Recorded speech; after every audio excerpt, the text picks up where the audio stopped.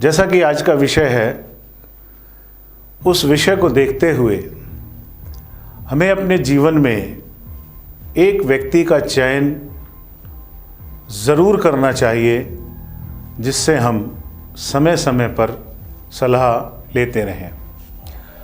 वो हमारे गुरु भी हो सकते हैं, वो हमारे मित्र भी हो सकते हैं, वो हमारे दोस्त भी हो सकते हैं, हमारे परिवार के सदस्य भी हो सकते हैं, माँ बाप भी हो सकते हैं। परंतु फिर भी अनेकों पड़ाव ऐसे आते हैं जिसमें हम अपने आप को असहाय महसूस करते हैं या ये महसूस करते हैं कि अगर कोई व्यक्ति सलाह अच्छी देने वाला मेरे जीवन में हो तो शायद मैं इन आने वाली समस्याओं से निर्णय के तौर पर बहुत अच्छे तरीके से अपने जीवन को जी सकता हूँ। अब सवाल ये उठता है कि ये आवश्यकता क्यों पड़ती है, नंबर एक। नंबर दो कि उस व्यक्ति का चयन कैसे करें। पहले हम बात कर लेते हैं कि इन चीज़ों की आवश्यकता क्यों पड़ती है। कई बार हम ज़्यादा अधिक तेज़ी से चलने की कोशिश करते हैं, कई दफ़ा अधिक धन कमाने के लिए भी हम कुछ निर्णय जीवन में ऐसे ले लेते हैं जिसकी वजह से हम परेशानियों में आ जाते हैं। अब इन सब चीज़ों के रास्ते को बदलने के लिए हमें एक अच्छे सलाहकार की ज़रूरत पड़ती है। अगर हम ये कहें साहब, आज के दौर में एक अच्छे सलाहकार का मिलना जो मेरी परिस्थिति को समझकर मेरा मार्गदर्शन करे, ये बहुत कठिन है और वास्तव में ये बहुत कठिन है। परंतु अगर हम कुछ भी करने का प्रयास करते हैं, ढूंढने का प्रयास करते हैं पूरी जिज्ञासा के साथ, तो ये काम असंभव भी नहीं है। हमारे दायरे के लोग ही, हमारे बीच के लोग ही, हमारे परिवार के लोग ही, हमारे दोस्त लोग ही, उनमें से ही हमें किसी एक व्यक्ति को या दो व्यक्तियों को चुनना होता है। वो किस प्रकार चुना जाए, ये भी एक बहुत बड़ा सवाल है। हम कैसे विश्वास करें कि भाई जिस व्यक्ति से हम सलाह ले रहे हैं उस व्यक्ति की सलाह सही होगी या उसका दिखाया हुआ बताया हुआ रास्ता हमें लाभ की तरफ ले जाएगा या हमें सुख की तरफ ले जाएगा। ऐसा नहीं है कि हमारे अंदर समझने की शक्ति नहीं है या उसको ग्रहण करने की शक्ति नहीं है। हम जिस प्रकार के लोगों के बीच में बैठना शुरू कर देंगे, हमारी भी विचारधारा और जीवन शैली उसी प्रकार की होती हुई चली जाती है।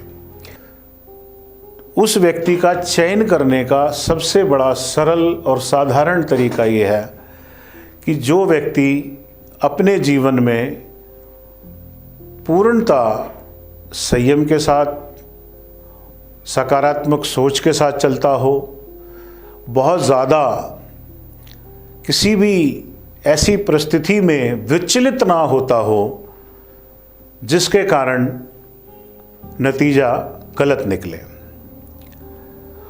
वो हमसे उम्र में बड़ा भी हो सकता है, वो हमारी उम्र का भी हो सकता है।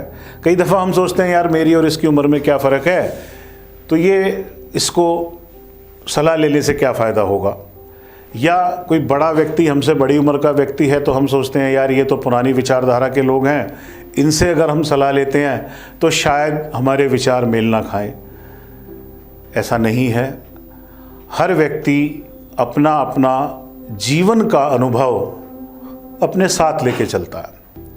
यही मैं आपको बताना चाहता हूँ कि जो लोग जीवन में अनुभवी होते हैं, सच्चे होते हैं, ईमानदार होते हैं और बहुत संयम के साथ जीवन जीते हैं, सकारात्मक सोच के साथ जीवन जीते हैं, वो व्यक्ति हमारे सलाहकार होने चाहिए। एक जो सबसे बड़ी बात अक्सर देखने को मिलती है, लोग क्या कहेंगे, ये हमारे लिए एक बहुत बड़ा कारण होता है।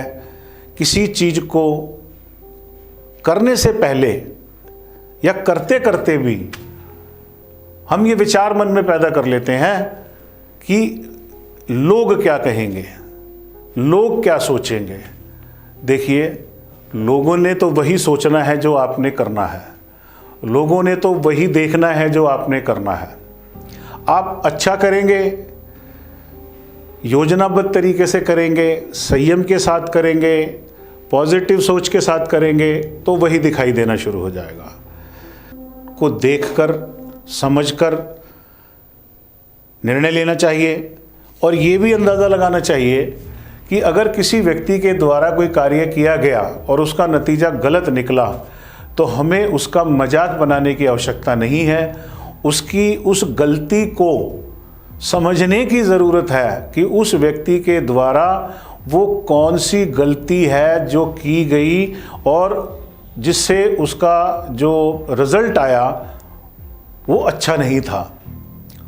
उस गलती को हम ना करें उस परिस्थिति के आने पर, तो हम अपने आप सुलझते चले जाएंगे, हमारी सोच का दायरा बड़ा होता चला जाएगा, हमारे विचारों में परिवर्तन आता चला जाएगा। जितना जल्दी हम इस चीज़ को समझ लेंगे, जिन परिस्थितियों को समझ लेंगे और एक धैर्यपूर्ण जीवन का निर्माण करना शुरू करेंगे, तो हमें अपने आप लाभ आना शुरू हो जाता है। तो बहुत सारी चीज़ें हमें समय से पहले संभलने के लिए मिल जाती हैं। हमें ये धारणा नहीं बनानी है कि हमें वो चीज़ नहीं करनी है, हमें उस चीज़ की गलत होने के कारण को समझना है।